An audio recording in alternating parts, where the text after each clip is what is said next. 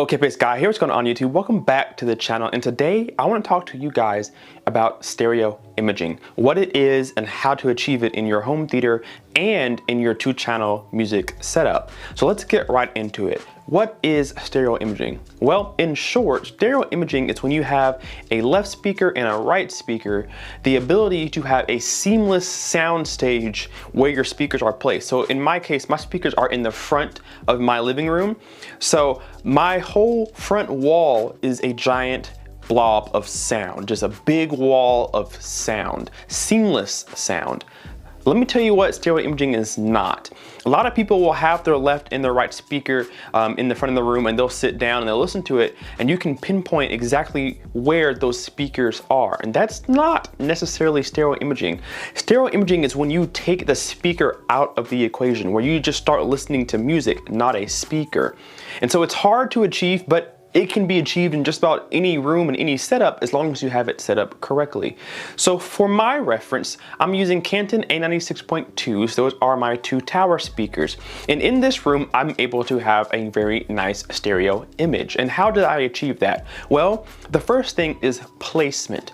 I want my speakers to acoustically be identical to each other, meaning if one's close to a wall, I need to put the other one there too. Or if one speaker's pulled away from the wall, I need to pull the other one away from the wall as well. Also, I need to be just about dead center in between each speaker. So the distance from the speaker to your ear on your listening position needs to be the same on both left and right side. The reason why this is important is because if one speaker is perceived louder to one ear than the other, then you're ruining your stereo imaging. You're now hearing more from one speaker than the other. That's throwing off your stereo image. So I know it's not easy all the time to get your speakers equal distance from the couch or from your listening position. So this is where calibration comes in. Make sure that your distances are set correctly on your AV receivers or processors. Reason being because the farther away your speakers are from each other, when you set that into your receiver or pro processor, you're going to change the delay in which that speaker reaches your ear. So let's say your left speaker is about 2 feet closer to your couch than your right speaker is. Well, you're gonna wanna mark that in your system so that the receiver or preprocessor knows to delay that speaker just a little bit so that it reaches your ear at the same time as the right speaker. It's also gonna change the volume level on that speaker too. If the left speaker is closer to you than the right speaker, having those speakers at the same volume will throw off your stereo imaging. So make sure to measure your system accurately as possible. A lot of calibration systems will do this for you, and they're usually pretty correct. But if you have a system like mine, I have an AVM70 from Anthem that does not run your distances for you. You have to manually set your distances. So I went out and bought a laser measuring tape where you can point a laser to each of your speakers, and digitally it'll tell you the distance from where your measuring stick is and the pointer in which you're pointing at your speaker. That way I can go in and set my measurements, and then I have my distances set. So make sure you have your placement correct, make sure your speakers are as close to identical as far as where they're placed, and make sure your distances are set in your preprocessors or your AVRs. So you've gone through, you got your distances set, you got your positioning correct, now you're ready to go. So how do you know if you're getting good seamless stereo imaging right now? Well, here's how I like to go about it, the more simplistic way. Take a seat in your listening position, center directly between your left and your right speaker, and turn it to 2-channel music only. So only your left and your right, and go ahead and take off the subs just for this purpose too. Take a seat and listen to some high quality recorded music that you're familiar with, particularly with some vocals inside of that song. Sit down and listen. You should be able to hear the voice in the middle. We call that phantom center, where the voices are in the center of the soundstage, but there's no center speaker. When you're sitting in between your speakers just perfectly, the levels are set perfectly, and your positioning is good, you can hear that male or female voice right dead in the middle, even though there's no speaker here. That's that seamless wall of sound that we were talking about just a moment ago. ago. Now, things like a piano or a drum or a violin, a guitar, you may hear those things off to the left and to the right, and that's supposed to be that way because that's how it was recorded.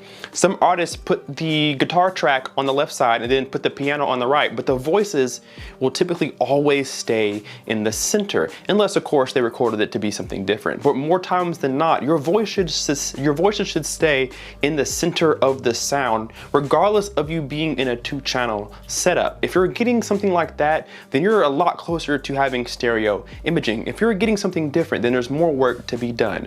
The whole point of stereo imaging is to take the speakers out of the equation. You don't want to hear two independent boxes, essentially, big speaker boxes in your room. You don't want to hear the individual speaker. You want the speakers to escape the room and now you just hear a wall of sound.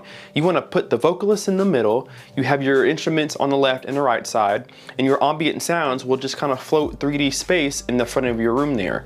That's when you know you're getting a really good stereo imaging. Now, one last thing to get achievable stereo imaging is something that I see a lot in the comment section throughout my time on YouTube. And a lot of you guys ask me, is it really important that all my speakers match? Should I get the same tuner channel as my front speakers? Should I get the same Atmos speaker? Should I? If you can, it helps to get the exact same speakers, especially and more importantly, across the front stage. When your speakers don't match, you change your timbre, T-I-M-B-R-E. Timbre, that's the tonality, the quality of sound.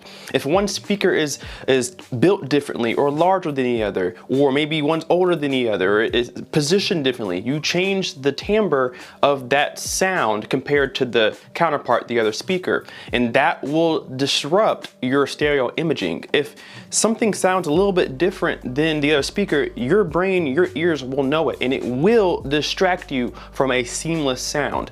For example, guys, actually when I was sitting here watching a movie, and if you're not, I have Atmos speakers in the ceilings, of course, on the walls. I have 2 SVS Prime elevations in the front and Canton AR800s in the back.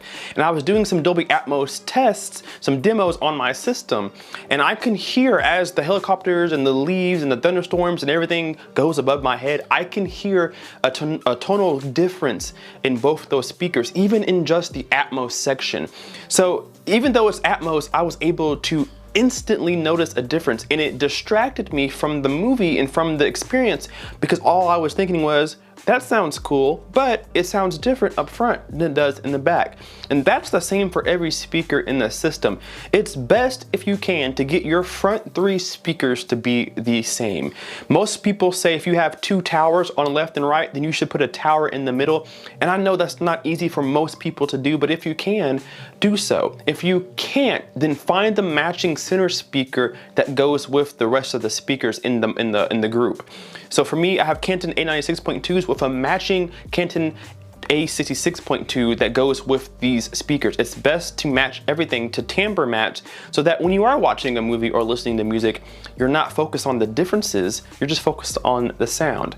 So guys, tell me in the comment section below, how are you doing in your home theater or music setup with the stereo imaging? Have you achieved it? Is there any issues? What could you fix to make it better? Is it your placement? Is it your distances? Is your volume too loud? Is your speakers not good enough? Do you need better music quality? What is it? Leave me that comment down below and let me know what you can do to improve your home theater or help anybody else around you. Thank you guys so much for watching. Subscribe if you're not already. Hit that like button and we will see you in the next video.